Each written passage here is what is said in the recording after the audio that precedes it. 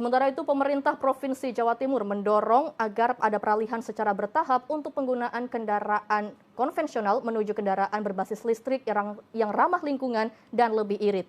Langkah ini sebagai upaya penggunaan energi baru terbarukan di tengah naiknya harga bahan bakar minyak yang saat ini terjadi. Pesanan motor listrik ini mulai meningkat seiring dengan himbauan pemerintah Provinsi Jawa Timur secara bertahap untuk beralih dari kendaraan konvensional ke kendaraan listrik berbasis baterai yang lebih ramah lingkungan dan dinilai lebih efisien. Kepala Dinas Energi Sumber Daya Mineral ESDM Provinsi Jawa Timur, Nurholis, saat meninjau pabrik perakitan motor listrik Malindo di Jalan Raya Menganti, Kabupaten Gresik mengatakan, penggunaan kendaraan listrik ini sejalan dengan instruksi Gubernur Jawa Timur, yakni untuk menggunakan energi baru terbarukan, juga sebagai alternatif di tengah naiknya harga BBM dan juga ramah lingkungan. Melalui penggunaan kendaraan listrik ini diharapkan mampu menyerap surplus listrik di Jawa Timur yang mencapai 2.600 megawatt. Ini sejalan dengan apa yang sudah ditegaskan oleh Gubernur Bu Khofifah. Kami punya surat edaran yang menghimbau kepada seluruh instansi pemerintah, BUMN maupun UMD maupun swasta untuk menggunakan motor listrik berbasis baterai. Artinya ini sudah jalan dengan himbauan, apalagi sekarang BBM juga naik. Barangkali ini alternatif yang sangat bagus bagi masyarakat untuk bagaimana kita menggunakan motor listrik. Sementara Dirut PT Mobil Listrik Indonesia Setiajid mengatakan, penggunaan kendaraan listrik ini mampu menghemat pengeluaran. Selain tidak perlu membeli bahan bakar minyak, juga tidak perlu melakukan perawatan kendaraan, diantaranya mengganti oli dan servis. Pada kesempatan ini saya kira masyarakat punya pilihan bahwa dengan kenaikan BBM yang tidak bisa dibendung lagi, maka pengguna kendaraan bermotor, khususnya sepeda motor, apalagi mereka yang ojek online itu ya, misalnya mereka yang digunakan untuk bekerja, maka pilihan terbaik adalah kendaraan motor listrik ini. Selain irit dan ramah lingkungan, menggunakan kendaraan motor listrik juga mudah melakukan isi baterai, karena bisa dilakukan di mana saja, bisa di rumah ataupun di tempat umum yang menyediakan sumber tenaga listrik. Ya, dan saudara, untuk membahas lebih lanjut mengenai inovasi pengembangan kendaraan bermotor berbasis listrik yang lebih ramah lingkungan tersebut sebagai pengganti atau alternatif energi BBM, kami akan mengajak Anda berbincang secara virtual bersama dengan Bapak Setiajid selaku Direktur Utama PT Mobil Listrik Indonesia yang telah bergabung bersama kami sore hari ini. Selamat sore Pak Setiajid. Selamat sore, Pak. Ya, baik, terima kasih banyak Pak Setiajid sudah bergabung bersama dengan Jawa Timur hari ini. Terkait dengan berita sebelumnya Pak, sebenarnya teknologi seperti apa yang saat ini sedang dikembangkan sebagai alternatif untuk pengganti BBM? Ya, pertama kami ingin menyampaikan ya prihatin itu juga memahami bahwa memang mau tidak mau subsidi BBM itu memang harus dibutuhkan gitu ya, karena harganya luar biasa besar. Lalu kemudian kita dari produsen kendaraan listrik menawarkan pada ketika BBM harga tidak bisa dibendung, maka semakin tidak efisien. Nah, kami menawarkan bahwa motor listrik maupun mobil listrik itu sangat efisien. Kita berikan satu gambaran bahwa motor listrik yang kami produksi ini setiap 3 kWh itu sudah full baterai. Dan kemudian sudah bisa 3 jam digunakan dan kemudian juga dengan jarak 70 km atau lebih.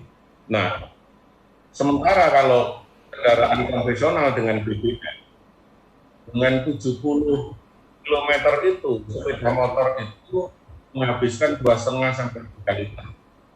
Sehingga ada semacam efisiensi yang luar biasa. Kendaraan listrik hanya memerlukan 20% dari total biaya yang diperlukan untuk kendaraan konvensional. Demikian pula juga kendaraan listrik ini di samping efisien juga tidak menimbulkan polusi, jadi tidak mengeluarkan polusi sama sekali. Hanya memang dia tidak bersuara. Nah, oleh karena itu untuk para pengguna kendaraan listrik memang harus hati-hati betul karena tidak bersuara. Artinya kalau mau mendahului itu pasti harus membunyikan klakson karena tidak ada suara sama sekali. Bahkan kemudian ketika di penyeberangan itu juga harus berhenti. Jangan sampai kemudian tidak disiplin di perempatan dan pekerjaan dan lain sebagainya. Inilah kendaraan listrik. Tapi itu unggulannya adalah sangat efisien. Di samping pengisian baterai bisa dilakukan di berbagai tempat, bisa di rumah, bisa di mall, di sudut-sudut SPKLU atau stasiun pengisian kendaraan listrik, atau mungkin juga di SPBU atau tempat istirahatan. Bahkan kalau mobil di rest area di tol juga disiapkan. Nah, perlu kami juga menyampaikan bahwa khususnya untuk Jawa Timur itu kelebihan listrik sudah 2.600 megawatt. Sementara kalau kita menggunakan BBM sangat mahal. Maka mengapa tidak menggunakan listrik? Nah, kemudian sekarang dengan energi baru terbarukan, dengan sumbangan pembangkit listrik tenaga surya, dengan sumbangan pembangkit listrik geotermal dan lain sebagainya, ini masyarakat bisa memanfaatkan sepenuh-penuhnya. Dan saya kira perusahaan listrik negara juga sudah menyiapkan sarana dan prasarananya. Oleh karena itu, Mbak dan Mas Aryo, saya kira kami sekali lagi juga menginginkan kepada pemerintah misalnya ya, tidak BLT itu dalam bentuk uang tunai langsung diberikan, barangkali lebih bermanfaat lagi ketika mereka yang sektor-sektor informal atau pekerja sektor formal kemudian diberikan dalam bentuk uang muka sepeda motor misalnya kan, nah, sepeda motor listrik misalnya, sehingga mereka ada alternatif untuk mengganti dari kendaraan yang bahan bakar minyak menjadi listrik gitu. Ini Mbak dan Mas Aryo. Baik. Menanggapi adanya surat edaran Gubernur Bapak tentang penggunaan kendaraan bermotor listrik berbasis baterai dan juga kompor induksi ini di Jatim. Bagaimana sejauh ini terkait mungkin pemesanan ataupun permintaan dari para pelanggan khususnya di Jawa Timur untuk di PT Mobil Listrik Indonesia sendiri? Iya, kami sudah ada pesanan dari berbagai daerah ya. Nah, kita memang memproduksi awal di tahun 2022 ini untuk 1.000 unit dari 5 tipe. Jadi kita memproduksi 5 tipe. Ada yang laki itu, kendaraan laki itu ada beberapa, lalu kemudian yang kendaraan BP itu ada 4 tipe. Nah, masing-masing 200 unit di dalam tahun 2023 kita akan memproduksi sekitar 3.000. Kemudian tahun di 2024 kita 5.000 unit, seperti itu. Jadi setiap tahun kita tingkatkan sesuai dengan kebutuhan. Lalu kemudian kita juga sudah siapkan ada beberapa dealer-dealer yang sudah hari ini, sejak kemarin kita sudah menandatangani perjanjian kerja dengan dealer di beberapa lokasi di kabupaten, sehingga diharapkan nanti memberikan kemudahan kepada masyarakat yang menginginkan kendaraan listrik. Nah, perlu saya sampaikan Mbak dan Mas Aryo bahwa sebenarnya kan di tahun 2022 ini subsidi BBM untuk sepeda motor itu 1,2 triliun loh. Nah, oleh karena itu kami juga menginginkan political will dari pemerintah pusat, kalau provinsi sudah ada surat edaran, mungkin di pusat juga ada instruksi, misalnya untuk mengurangi subsidi itu kan berarti berapa persen harus diganti dengan kendaraan listrik, gitu kan. Dengan lambat laun, hari ini kemudian tidak dibuang, tidak dibakar uang itu, gitu. Jadi seandainya ya subsidi itu kemudian dimanfaatkan untuk memberikan ruang kepada ojol misalnya gitu ya, diberikan bantuan dalam bentuk uang muka, lalu yang lainnya udah nyicil selama 3 atau 4 tahun, barangkali memberikan keringanan kepada masyarakat pekerja informal itu gitu. Nah, oleh karena itu saya kira tidak perlu dirasa, ini perlu kita bareng-bareng bicarakan dengan pemerintah. Kemudian kalau BLT itu diterima uang mungkin akan habis dibelikan katakanlah BBM itu atau yang lain. Tapi kalau dalam bentuk uang muka untuk membeli kendaraan listrik barangkali itu menjadi kail yang bisa digunakan mereka dan sangat efisien. Mereka bukan bawa pulang uang, mungkin setiap harinya akan lebih besar daripada dengan membeli kendaraan BBM. Ya. Nah, ini saran-saran saja, Mbak. Iya, baik. Pak, transisi dari kendaraan yang menggunakan bahan bakar minyak kemudian beralih ke kendaraan dengan basis listrik begitu, ini tentu membutuhkan adaptasi begitu. Adaptasi seperti apa, Pak, yang kemudian diperlukan agar kemudian masyarakat ini bisa beralih berubah begitu dari yang berbahan bakar minyak dan ke listrik? Ya, yang pertama menurut saya sih kita harus memahami dulu bahwa kendaraan listrik itu sangat efisien, ya. Yang kedua, kendaraan listrik ini juga tidak memerlukan perawatan yang seperti kendaraan konvensional dengan BBM. Jadi kalau dihitung efisiensi, sangat efisiensi. Nah, yang ketiga bahwa ada memang kita menyampaikan kepada seluruh masyarakat bahwa kultur gitu ya, tidak harus